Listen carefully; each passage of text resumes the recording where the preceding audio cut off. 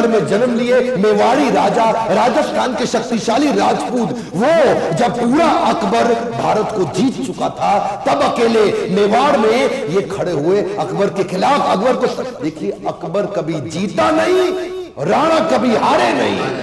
कौन थे महाराणा प्रताप? जब हल्दी घाटी का युद्ध हुआ था 80,000 की सेना थी अकबर की, 15,000 की सेना थी महाराणा प्रताप की।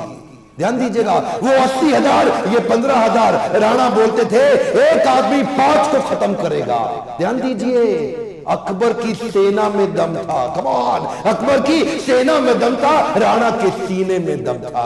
राणा कभी हारे नहीं, अकबर कभी जीता नहीं। शुरू से शुरू करते हैं। 9 मई 1540 को इनका जन्म हुआ कुंभलगढ़ में।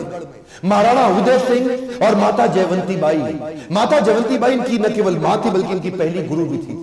बचपन से इनमें लीडरशिप क्वालिटी इतनी ज्यादा थी कि खेल खेल में ये बच्चों के लीडर बन जाते थे, उनकी टीम बना देते थे, उनके रोल, उनके गोल डिसाइड कर देते थे। और उसी समय अस्त्र शस्त्र, पूरी आर्मी की, मिलिट्री आर्मी की पूरी ट्रेनिंग ले ली इन्होंने। परिवार में कई लोग थे। सिसोदिया वंश में बप्पा रावल, राणा हमीर, राणा सांगा, राणा प्रताप, लेकिन महाराणा केवल राणा प्रताप को बोला गया। देखिए, महाराणा उदय सिंह की दूसरी पत्नियां भी थी। उनमें से एक थी महारानी धीरबाई, जो चाहती थी कि उनका पुत्र जगमाल राजा बन जाए मेवाड़ का, और बाकी पत्नियां चाहती थी कि उनके बच्चे राजा बन जाए। यह था परिवार में टूट फूट। अकबर बहुत तेज था, वो जानता था कि बड़ा आसान तरीका है, इन्हीं राजपूतों को आपस में लड़वा दो, कुछ को अपने साथ ले लो, बाकी को खत्म करना आसान हो जाएगा। वही हुआ, राजपूतों में आपस में लड़ाई हो गई। जब जब घर टूटेगा तब तब पड़ोसी आके लूटेगा। यही हुआ, हर बार ऐसा होता आया है। ये पहली बार तो हुआ नहीं है। 326 बीसी के अंदर जब सिकंदर भारत आया था तो महाराजा आम्बी ने पोरस को धोखा देके उनसे संधि कर ली, पोरस हार गए। मोहम्मद गौरी कभी पृथ्वीराज चौहान को न हरा पाते, जयचंद उनके साथ मिल गया, इसीलिए पृथ्वीराज चौहान हार गए। ब्रिटिशर भी हमारे देश में क्या कर लेते, वो तो ग्वालियर के सिंधिया, इंदौर के होलकर, हैदराबाद के निजाम और पटियाला के राजा 1857 में इन्होंने धोखा दे दिया, इसलिए हमारा देश मार खा गया था। और इसी तरह मुगल भी महाराणा प्रताप को कभी हरा नहीं पाते। वो तो जब परिवार टूटेगा तब तब पड़ोसी आके लूटेगा। आमेर के महाराज को इन्होंने अपने साथ ले लिया, टोडरमल को अपने साथ ले लिया, जयसिंह को अपने साथ लिया। इन्होंने परिवार के ही लोगों को तोड़वा के अपने साथ जोड़ लिया। अकबर स्मार्ट था। यहां पे महाराणा प्रताप अकेले पड़ गए, लेकिन भीलों की सेना बनाई। वो जो जंगली भील होते हैं उनकी मदद दी, उनको ट्रेन किया। ये हारे नहीं कभी। महाराणा प्रताप वो आते थे, इनको पर अटैक करते थे। थोड़े दिन के लिए महाराणा प्रताप इधर उधर निकल करके फिर दोबारा नई सेना बना के फिर खड़े हो जाते। देखिए, ना तो ये महाराणा प्रताप को मार पाए, ना ही उसको पकड़ पाए। महाराणा प्रताप हर बार बाउंस बैक करते थे। महाराणा प्रताप शरीर से इतने ताकतवर, 7.5 फुट की उनकी हाइट, 70 किलो का उनका कवच, 10-10 किलो के जूते, 10-10 किलो की तलवार, 80 किलो का भाला। बहलोल खान को कैसे काट डाला। कौन था बहलोल खान?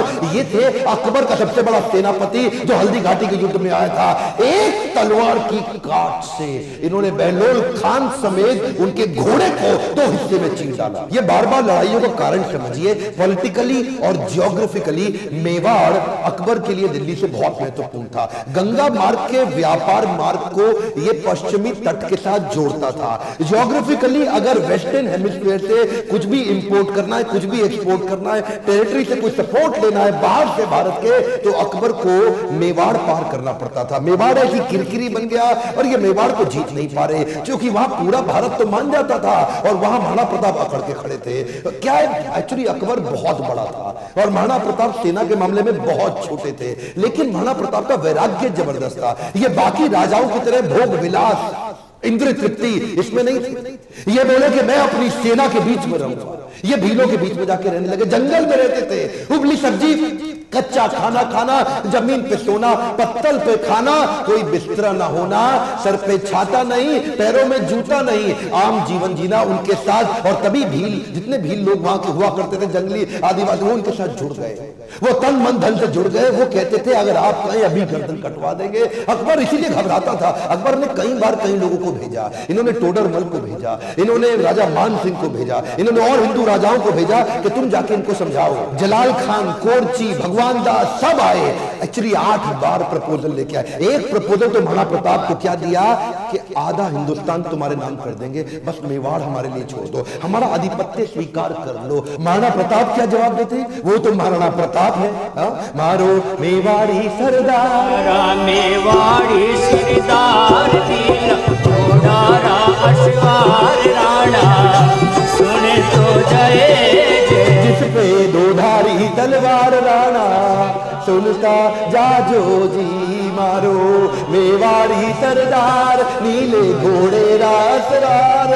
कितनी सुंदर लोकगीत है, इतने सुंदर, आज भी इनको भगवान मानते। मारो मेवाड़ी सरदार। और ये तो क्या, अब्राहम लिंकन की माँ ने उनको एक बार कहा कि बेटा तुम हिंदुस्तान जा रहे हो? बोला हाँ मैं हिंदुस्तान जा रहा हूँ, एक काम करना मेरे लिए वहां से कुछ लाते आना। क्या चाहती हो माँ? बेटा मैं चाहती हूँ कि हल्दी घाटी से थोड़ी मिट्टी लेकर के आना।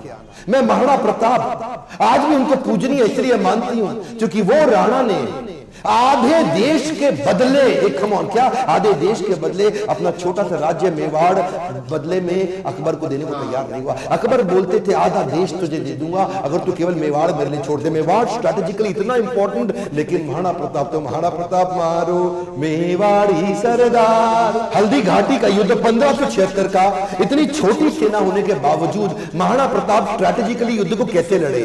देखिए अरावली की जो रेंज थी, पहाड़ियों की और घाटियों की, उसकी बहुत जानकारी थी इनको। कीका ये वहीं पैदा हुए, वहीं घूमे। छापामार युद्ध, द्विकंटक नीति, सैनिकों को बोले पहाड़ियों में ऊपर से और घाटियों के नीचे से पूरी तरह कवर करो, और अफगानी राजाओं को अपने साथ लिया।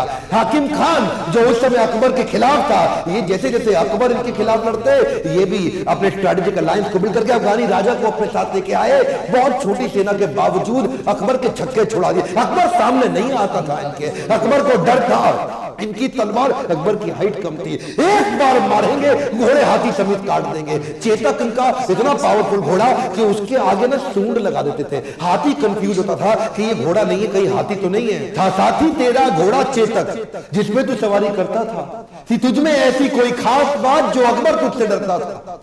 ये जो चेतक घोड़ा था, नीले रंग का अफगानी घोड़ा, ये एकमात्र ऐसा घोड़ा है जिसके ऊपर कई कविताएं बन चुकी हैं आज तक देश में। चेतक, इसको अपने पुत्र से ज्यादा प्रेम करते थे महाराणा प्रताप। वो युद्ध के दौरान उन दिनों हाथी की सूंड के आगे तलवारें लगी होती थी। जब ये छलांग मार के अपने घोड़े के साथ जा रहे थे तो उस तलवार से एक पांव चेतक का कट गया।